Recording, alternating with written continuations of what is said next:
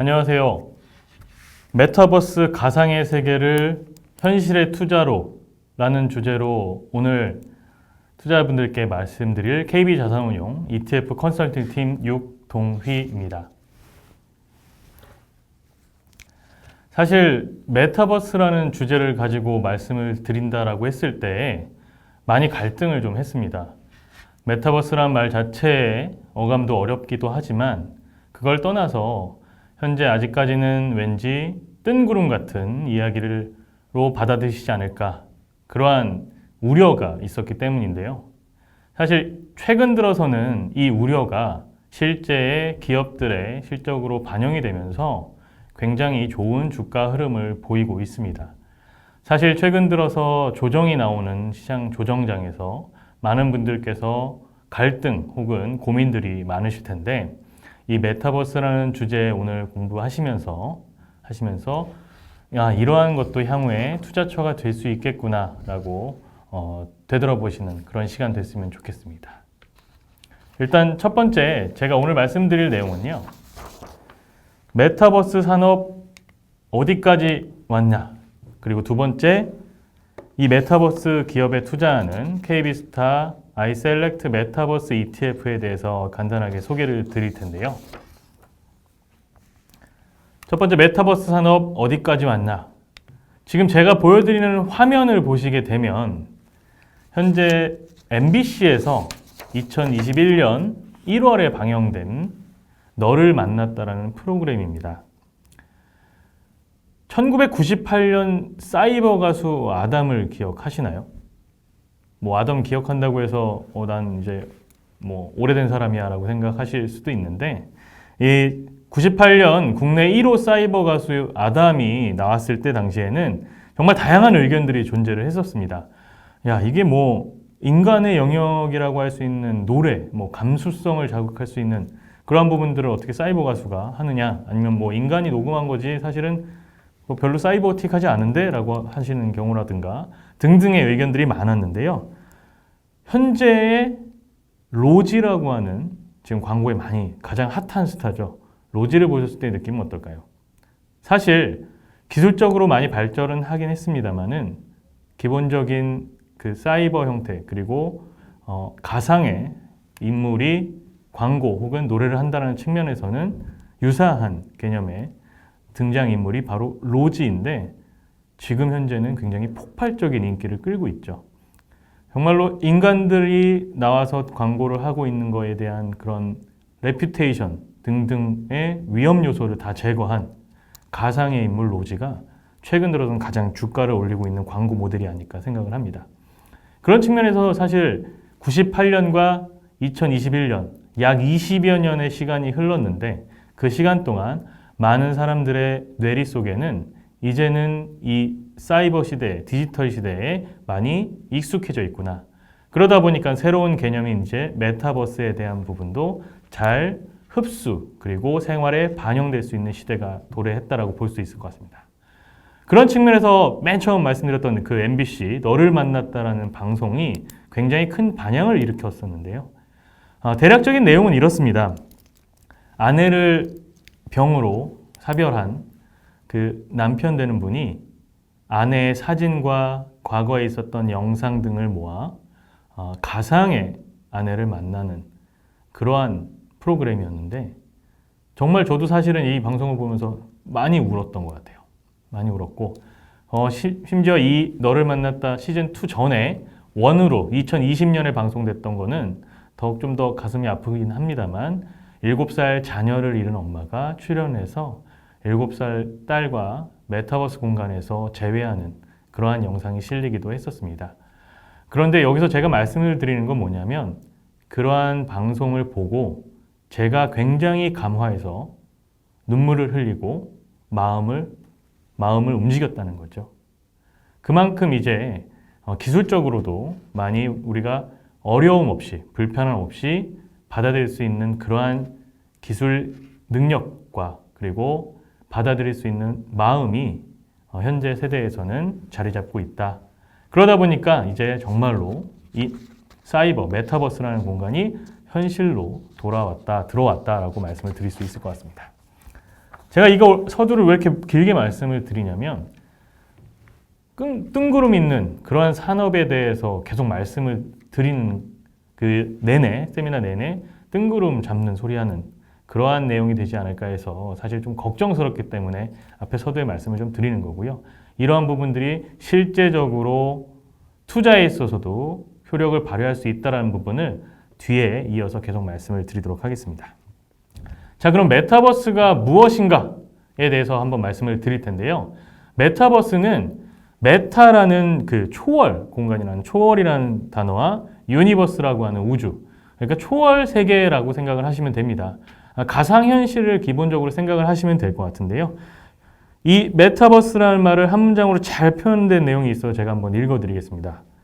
현실 세계의 사회, 경제, 문화적 활동이 유사하게 실현되거나 현실에서 제공하지 못하는 경험을 제공하는 3차원 디지털 가상 공간이라는 거 메타버스를 명명한 내용이 있었습니다. 말씀드린 것처럼 사회, 경제, 문화 활동까지 영역을 넓힌 현실 세계에서 영역을 넓힌 가상 세계가 바로 메타버스라고 보시면 될 것 같습니다. 그래서 사실 인터넷 패러다임이 바뀌면서 혹은 스마트폰이 나오면서 우리가 한 세대의 간극을 넓혔다면 이번에 2020년 들어서는 이 메타버스라는 시대의 혁명이 일어났다라고 명명을 할 수가 있을 것 같은데요. 잘 기억을 나실 텐데 2000년대 후반에 아이폰 3가 나오면서 거의 스마트폰계의 어떻게 보면 혁명이었죠. 그러다 보니까 PC 시대에서 모바일 시대로 산업 전환이 한번 일어났고, 그리고 이후에 코로나19를 통해서 메타버스라는 그러한 산업이 부각되게 된 그러한 시기가 바로 올해인 것 같습니다. 사실 모바일 특화 서비스로 해서 스마트폰이 보급되면서는 결제나 모빌리티 앱이나 또한 컨텐츠 스트리밍, 유튜브 같은 그런 스트리밍 앱들, 그런 산업에서 많은 수익들이 발생을 했고 비즈니스의 기회가 있었다면 메타버스 시대에서는 이제 3D라는 아까 말씀드린 것처럼 가상 공간이라고 하는 그 3D 공간에서 커뮤니티, 플랫폼이라고 하죠 요즘, 그리고 컨텐츠, 그리고 나아가 커머스까지 이 메타버스 공간 내에서, 세계 내에서 많은 기회가 있을 거라 보고 있습니다. 구체적으로 그런 메타버스는 어떤 유형들로 구성되어 있고 만약에 투자를 하신다면 어디 부분에 투자를 해야 되는지에 대해서 감을 잡아보기 위해 제가 유형을 한번 가져와 봤는데요. 첫 번째는 이제 증강현실입니다. AR이라고 하죠. 줄여서 증강현실. 현실 공간이 있고 그 현실 공간에 얹혀진 3D, 2D의 가상 공간이 붙어져 있는 그러한 세계 기술을 증강현실이라고 보시면 될 것 같고, 과거에 이제 얼마 전에 이제 길거리에서 그냥 서 있는 집단, 무리들이 있었을 텐데 이 저 사람들은 뭐 하는 거지? 스마트폰 들고 왜 대여섯 명이 혹은 많게는 20명, 30명이 한 곳에 모여서 스마트폰만 바라보고 있지라고 의문을 자아내는 광경들이 있었는데, 그게 바로 이제 포켓몬고라는 그러한 게임을 현실의 지역을 가지고 가상의 오락을 하는 게임을 즐기는 그러한 포켓몬고가 증강현실의 하나의 예일 수 있겠고요. 그리고 이케아라고 하는 이제 가구 회사도 내 집에 아직까지 가구가 놓이지 않았지만 어떻게 가구를 놓았을 때 현재 시점에서 바뀔 수 있는지에 대한 부분들을 현실 집에 가상의 가구들을 놔줄 수 있는 그러한 앱을 제공함으로써 증강현실의 한 축을 담당을 하고 있습니다. 두 번째 라이프 기능이라고 하는데요. 이건 저 흔히 아는 저희가 SNS라고 생각하시면 됩니다. 그렇지만 과거에 단순히 내가 어떠한 싸이월드라든가 어떤 블로그에 글을 올리는 게 아니라 사람에 대한 일상적인 경험을 모든 사람, 저희 SNS 관계 있는 SNS에 상에 올림으로써 나라는 자아와 SNS의 상의 자아가 동시에 공유된다든가 혹은 분리된다든가 이러한 형태로 내 삶을 보여주고 있다. 그래서 라이프 로깅이라고 볼 수가 있고, 추가적으로는 건강 관련된 요즘 최근에 웨어러블이 굉장히 많이 나오고 있는데 헬스 관련된 웨어러블 디바이스 같은 경우에도 라이프 로깅, 내 생활 중에 심장 박동수라든가 내 건강 상태라든가 이런 것들을 공유하고 그것들을 체크하는 이러한 부분들도 다 라이프 로깅 범주에 들어갈 수 있을 것 같습니다. 세 번째로는 거울 세계라고 해서 미러 월드라고 이 MR이라고 하는데요. 실제 세계를 그대로 반영을 하는데 뭐 지도 같은 거죠. 실제 저희가 지도를 봅니다만 거기에 확장된 가상 세계를 얹혀져 있는 뭐 구글 어스나 에어비앤비 같은 경우에도 이런 범주에 들어갈 수 있다라고 말씀을 드릴 수 있을 것 같고요. 마지막으로는 정말 이제 가상 세계, VR이라고 하는 가상 세계, 현실은 없고 디지털 세계로만 구현된 그러한 가상 세계의 범주까지 해서 총 4가지로 유형을 나눌 수가 있을 것 같습니다. 많이들 요즘 하시는 것 같은 경우를 예를 들어서 말씀을 좀 드리면 뭐 로블록스라고 하는 아직 좀 젊은 층의 타겟을 갖고 현재 많이 확장되어 있는 가입자 수들이 굉장히 늘어나고 있는 로블록스라든가 국내 네이버라는 회사에서 갖고 있는 메타버스 플랫폼 제페토, 그리고 페이스북에서 야심차게 지금 준비하고 있는 호라이즌, 이러한 형태의 놀 수 있는 공간이라고 보시면 될 것 같아요. 플랫폼이라는 것 자체가 놀 수 있는 공간들을 만들어 놨고, 이러한 형태는 어떻게 보면 가상세계일 수도 있고, 그리고 현실을 가져오는 증강현실을 이용해서라도 구현을 할 수 있는 그런 플랫폼들이다 라고 보시면 될 것 같고, 마지막으로 지금 저희가 가장 집중적으로 많이 보고 있는 부분들은 의료 관련된 부분들.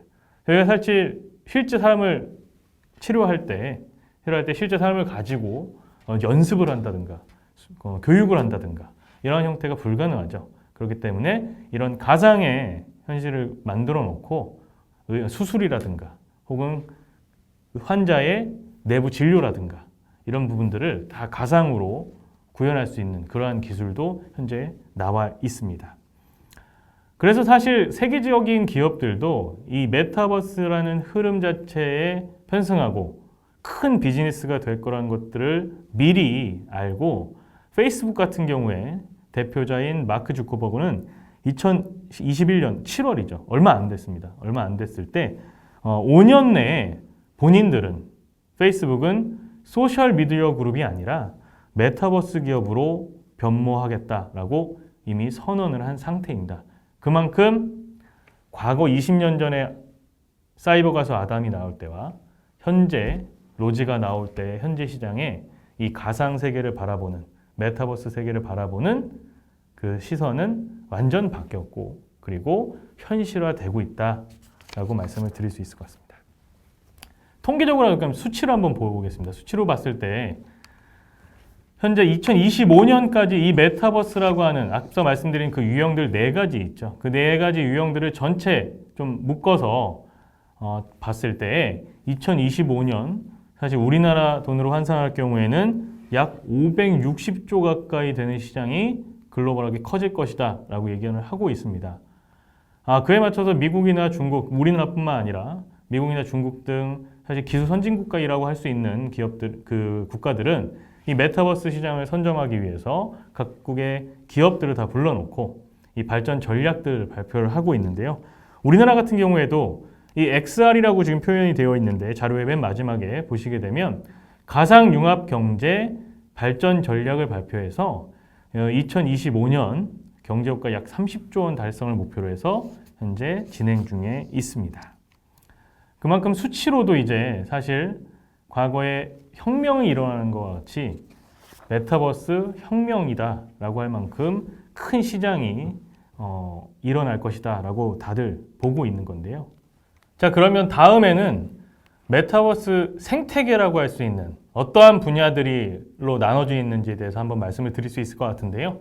총 4가지로 보시면 될 것 같습니다. 현재까지. 기본적으로 놀 수 있는 공간이라고 말씀드린 것처럼 플랫폼을 만드는 기업과, 두 번째로 이 플랫폼 내에 컨텐츠를 제공하는 컨텐츠 기업, 그리고 이 플랫폼과 컨텐츠를 온전히 가상세계처럼 내가 진짜 현실에서 있는 것처럼 즐길 수 있게 만드는 기계를 만드는 디바이스 기업들이 있겠고, 마지막으로는 이러한 일련의 과정들이 잘 워킹할 수 있게 그 인프라를 담당하는 인프라 기업이 있을 수 있을 것 같습니다. 그래서 총 4개의 분야를 생태계, 메타버스 생태계라고 말씀을 드릴 수 있을 것 같고요.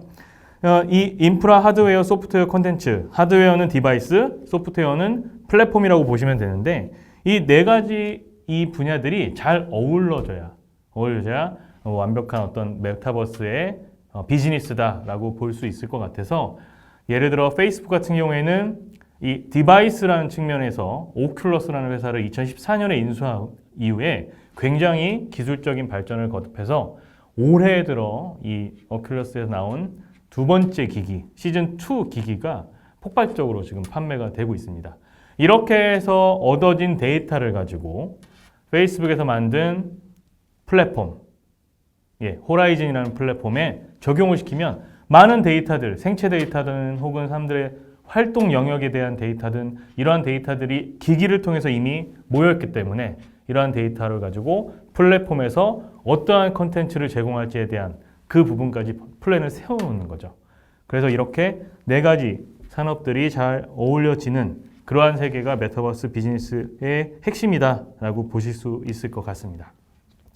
그럼 메타버스가 시장이 크는 건 알겠는데 혹은 산업이 크고 대기업들도 지금 굉장히 많이 빠르게 진출을 하고 있는 건 알겠는데 그러면 실질적으로 어떻게 수익을 내고 있는지 그 부분에 대해서 간단하게 말씀을 드리겠습니다. 메타버스 수익 구조는 보시는 바와 같이 플랫폼을 제공하는 플랫폼 기업이 많은 유저들, 사람들을 모집을 하게 되면 그 플랫폼 내에 콘텐츠들을 개발해서 제공하는 개발자들이, 크리에이터라고 하죠. 개발자들이 콘텐츠를 내주면 플랫폼 비즈니스를 하는 사업자들이 이용자가 제공한 그 결제, 혹은 수익 등을 콘텐츠 제공업자와 분배하는, 같이 나눠 갖는 그러한 수익 구조가 1차원적인 메타버스의 수익 구조라고 볼 수 있습니다. 그래서 플랫폼 기업을 어떻게 선점하느냐, 과거에 SNS나 이러한 시장들이 빨리 누가 선점해서 많은 유저들을 확보하느냐의 싸움처럼 마치 메타버스 플랫폼도 현재 누가 선점을 해서 유저들을 많이 갖고 있느냐의 측면이 있겠고, 2번째로는 이 많은 유저들을 모으기 위해서는 좋은 퀄리티의 컨텐츠들을 제공하는데 그 제공하기 위해서 이 컨텐츠 기업들이 또 노력을 한다. 일례로 지금 가장 컨텐츠 기업이라고 할 수 있는 것들은 게임 회사들이 될 수 있을 것 같아요. 그래서 사실 오늘 같은 경우에도 주가가 굉장히 많이 이 메타버스 관련된 기업들이 주가가 많이 올랐는데요. 게임 회사들도 있고 그리고 뭐 플랫폼 회사들도 있는데 메타버스 ETF 같은 경우에 오늘 3% 이상 오르는 그러한 장이 이름에도 불구하고 3% 정도 오르는 그런 효과를 보기도 했습니다. 근데 그러면 이렇게 1차원적인 플랫폼을 운영하는 기업과 그 플랫폼의 컨텐츠를 제공하는 기업들이 수익 딱 끝? 아니죠. 사실 과거에 있어서 스마트폰이 나왔을 때에도 아까 말씀드린 것처럼 단순 결제 시스템의 수익을 받는 그러한 기업들도 있었습니다만 그 이후에 스트리밍 서비스를 제공하는 기업이라든가 이런 기업들이 큰 수혜를 받았던 것처럼 메타버스 수익 모델도 진화를 하게 돼 있습니다. 반드시 이건 진화를 할 거고요. 그래서 유료 아이템들을 판매하면서 수익을 올리는 그러한 컨텐츠 기업들도 있겠습니다만 가장 궁극적으로 봤을 때에는 이제 이커머스까지 전달이 되면서 광고에 대한 수익, 그리고 유료 아이템 판매에 광고에 이커머스 콘서트까지 다 연결되는 그러한 하나의 장이 열리는, 거기에선 각각의 다 수익을 올릴 수 있는 그러한 구조가 되지 않을까라는 생각을 합니다. 예를 들어서 한번 말씀을 드리면 지금 뭐 페이스북 같은 경우 예측하기로는 단순히 지금 SNS에서 올리는 그러한 유저 한 명당의 수익이 약 36불 정도 된다고 합니다. 유저 한 명당요. 그런데 메타버스 공간이 이제 플랫폼을 가동을 하게 되면 이 플랫폼 내에서는 기본적으로 36불 이후에 1인당 유저 한 명당 145불 정도의 수익을 얻을 수 있다라고 지금 예측을 하고 있거든요. 약 4배 가까이 늘어나는 수익인데 이만큼 사실은 수익 구조 자체에서도 확실히 성장성이 기대된다. 이렇게 말씀을 드릴 수 있을 것 같습니다. 최근 들어서 사실 이 메타버스 플랫폼에서 가수들이 콘서트를 열고 그 콘서트에서 가수에 대한 그 유료 아이템들을 팔고 가수가 신었던 신발을 팔고 그리고 그 콘서트 내에 광고가 된 명품 물건들을 사게 되는 혹은 광고를 하게 되는 이러한 것들이 지속적으로 진행될 것이기 때문에 이 수익 모델에 대한 진화도 어느 정도 검증이 되고 있다. 이렇게 보실 수 있을 것 같습니다. 자, 그러면 앞에 길게 제가 메타버스 세계가 앞으로 진행이 될 거고 커질 거고 그 성장성 내에서 당연히 수익도 가져올 거며 그 메타버스 세계에서 자리 잡은 기업들은 성장이 이루어질 거다. 당연히 그러면 주가도 오르게 되겠죠. 투자의 기회가 있을 거다라는 부분에 대해서 굉장히 많이 앞에 부분을 할애해서 말씀을 드렸는데 개별 기업들로 투자하는 경우 당연히 가능하겠죠. 그렇지만 아직까지 선별할 수 있는 그러한 시간이나 노력이 부족하시다면 ETF를 통해서 메타버스를 투자할 수 있게 저희가 10월 13일에 KB스타 아이셀렉트 메타버스 ETF를 상장을 하게 됐습니다. 간단히 ETF에 대해서 말씀을 드릴 텐데요. KB스타 아이셀렉트 메타버스 ETF는 NH증권에서 발표하는 아이셀렉트 메타버스 지수를 추종하고 있습니다.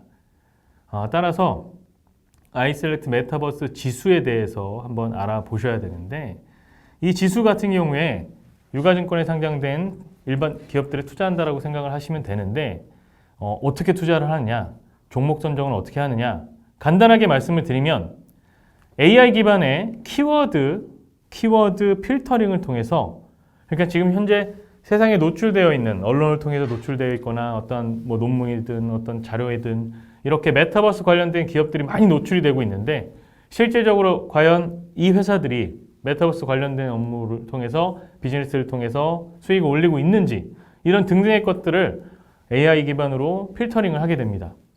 그래서 수치화하죠. 얘는 5점, 3점, 4점 이렇게 점수를 매겨서 순위를 매겨 놓습니다.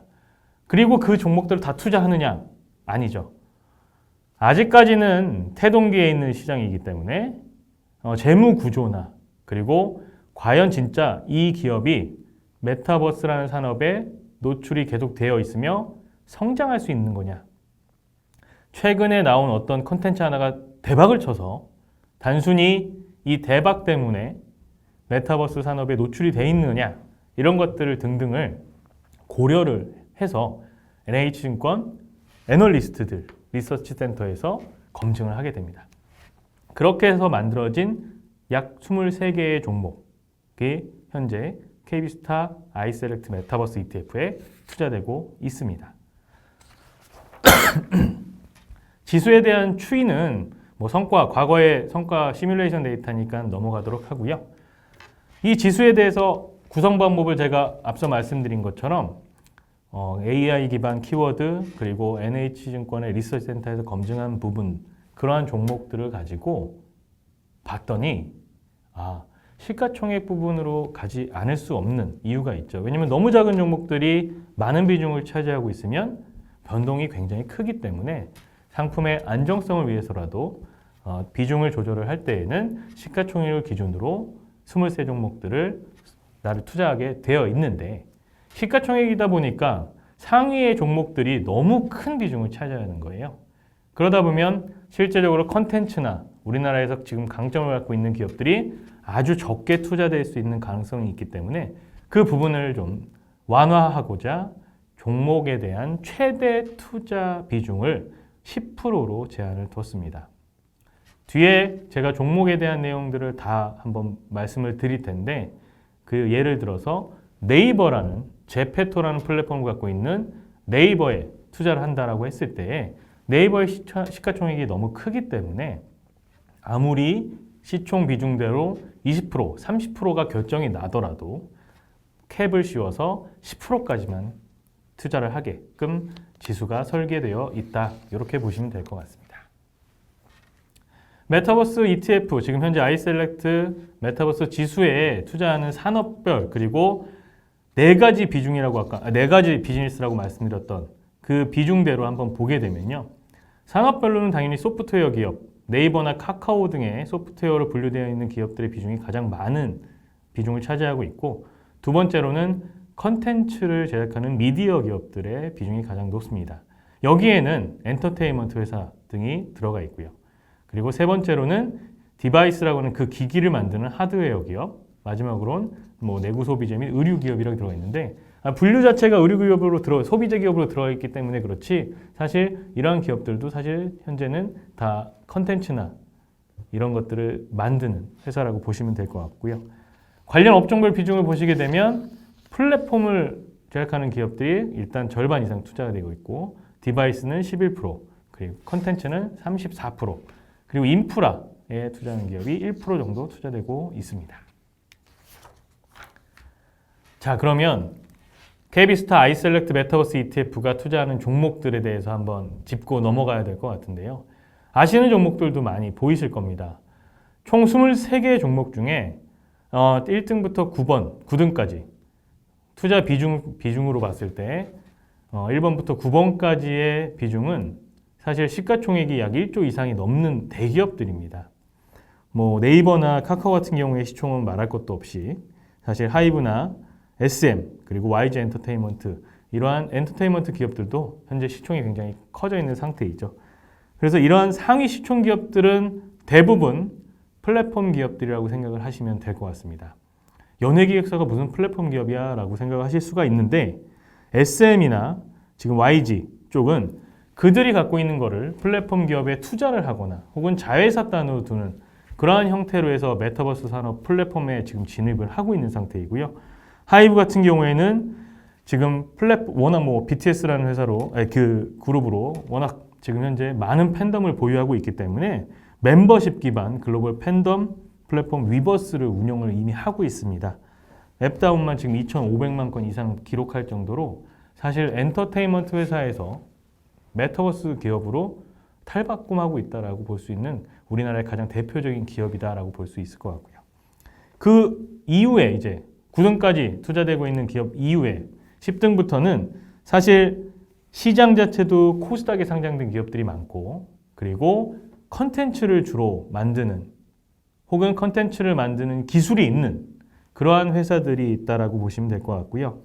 뭐 게임 회사를 비롯해서 혹은 최근에 IPO 이후에 굉장히 많이 언론상에 노출되었던 자이언트 스텝이라는 회사, 그리고 뭐 덱스터, 알체라는 회사들도 사실 신문장에서 한두 번씩 보신 그런 회사라고 볼 수 있을 것 같습니다. 비록 투자 비중은 1%에서 약 많아야 3% 정도 수준이긴 합니다만, 기본적으로 이러한 컨텐츠 회사들은 우리나라가 이 크리에이티브한 생각을 가지고 많은 기술들을 보유한 그러한 기업들이기 때문에 정말로 메타버스의 산업 노출도라고 따지면, 어떤 기업이 내가 오늘 100억을 벌어, 올해 100억을 번다라고 가정했을 때, 그럼 메타버스 산업에서 나오는 수익은 100억 중에 얼만큼 되는가라고 물어봤을 때 그 비중 자체가 굉장히 높은 기업들이 10등부터 그 이하의 기업들로 구성되어 있다고 보시면 될 것 같습니다. 사실 네이버 같은 경우에는 야, 플랫폼 있고 그래, 유저 많다라고 생각하실 수 있는데, 아직까지 워낙 네이버가 다른 비즈니스를 통해서 벌어들이는 수익이 크기 때문에 메타버스라는 산업 비즈니스에서 벌어들이는 비중 자체는 크지 않을 수 있습니다. 물론 그렇지만 향후의 성장성을 고려한 투자 비중이고요. 반대로 컨텐츠 기업들 같은 경우에는 현재 정말로 수주를 받으면서 지금 뭐 200억, 300억 건의 매출을 올리면서 계속해서 메타버스 비즈니스에서 수익이 직접적으로 나는 회사들이 많은 그러한 형태의 포트폴리오라고 보시면 될 것 같고요. 이러한 포트폴리오가 구성되어 있다 보니까 최근 들어서 어제나 오늘 이제 13일 상장 이후에 오늘 굉장히 지금 강한 상승을 보이고 있습니다. 세 가지로 좀 정리를 해서 KB스타 아이셀렉트 메타버스 ETF의 장점을 말씀드리고 마무리를 할까 하는데요. 첫 번째로는 KB스타 아이셀렉트 메타버스 ETF는 메타버스 산업과 관련도가 높은 23개 종목에만 집중적으로 투자를 하게 되어 있습니다. 사실 여기저기 AI 기반 플랫폼으로 돌려보면 키워드로 분석을 해보면 많은 종목들이 나와요. 60개에서 80개, 많게는 100개 이렇게 우리도 메타버스 기업입니다라고 나오는 경우가 있습니다. 그렇지만 그 종목들을 다 투자하면 사실 효율적인 부분이 아니죠. 그 중에서 정말로 산업에 대한 노출도나 이익에 대한 비율이나 이런 부분들을 고려를 해서 총 23개의 종목으로 구성이 되어 있고요. 물론 시장 자체가 커지고 이 메타버스 산업에 진출한 기업들이 가시적인 성과가 더 크게 날 경우에는 이 종목들도 일부 변경이 될 수는 있겠습니다만 기본적으로는 23개 정도의 임팩트 있게 컴팩트한 포트폴리오를 갖고 투자할 수 있다. 단 6월에서 12월 두 번 1년에 리밸런싱을 드린다. 이렇게 말씀을 드릴 수 있을 것 같고요.